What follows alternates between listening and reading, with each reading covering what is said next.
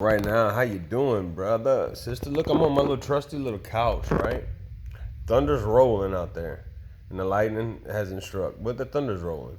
Wanting to talk about this today. Why do men fear death, and what does the fear of death do to men? Okay, why do men fear death, and what does the fear of death do in a man or a woman? Okay? Number one, men fear death because of the unknown. Okay? They don't know what's going to happen after that. They fear death because, well, Adam feared immediately when he sinned. Immediately, Adam was fearful and he hid from God. You see? So that's not what we are to do. If you truly know Christ, if you truly have been born again, I take it I take you at your word. So if you truly know Christ, therefore you really have no reason to fear. But then if sin is working in us, then our faith is weakened. So that if our faith is weakened, then most assuredly we will fear death. If the fear of death is on your forefront of your mind at all times, you're not walking in faith. You're walking in disobedience, unbelief. Everything that is not of faith is sin. All right? So get that. Everything that's not of faith is sin. Men fear death because of the unknown. Men fear death because they don't know God. That's truly why.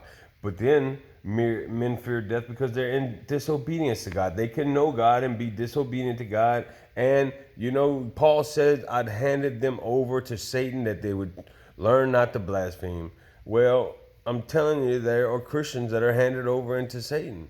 God uses Satan in your life to bring you closer to him, to bring you to a place of weakness, to bring you to a place of humility where you're not walking in pride. Where I'm not walking in pride. Speaking to myself, preaching to myself right now. Okay, so men fear death, and the fear of death in the book of Hebrews tells us literally that it always, without exception, leads us into bondage. Remember when the Israelites were there with Moses and they raised up against Moses? You just brought us here to kill us. You think God brought you this far just to let you die? Really? No. Run to him. He's an ever-present help in time of need. He's a shield. He's a buckler. He's a lifter of the head. Oh, I might look prideful, but I'm just walking with God. Confidence is not conceit.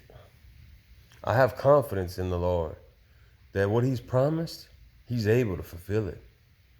Death shall not have dominion over you. Sin shall not have dominion over you. For you have been baptized into Christ and died with him and buried with him. Absent from the body is to be present with the Lord. Now, unbelievers, they have a right to fear death because if you die in your sin, you will surely feel the flames of hell. It's not a myth. It's not a far-fetched statement that hell has literal flames. Jesus taught on hell more than he did on heaven. False prophets will say so many things. The mouth will say so much, but man shall not live by bread alone, but by every word that proceeds out of the mouth of God. Out of the mouth of God, not the mouth of man. The man's mouth will say so much, so much, but they have a reason to fear death. They surely do. But I want to tell you a verse out of Hebrews that says that we're all our life subject to bondage through fear of death. So why would we live as we did before Christ, after Christ? You get that? Why would we live in subject to bondage like that? Walk in faith and not unbelief, and you will walk in victory. Faith in what? Have faith in God. Yes, but where do you meet God? You meet God at the cross. At the cross where I first saw the light and the burdens of my soul rolled away. Cling to that old rugged cross. Cling to that old rugged cross. It's your only hope. You have no other hope. There is no meeting place for God other than through the blood. The high priest had to go in and offer up a blood sacrifice for all of Israel.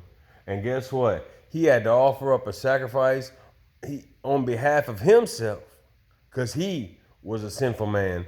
But this great high priest, the Lord Jesus, he didn't need to offer up a sacrifice for himself. He offered up a sacrifice for you.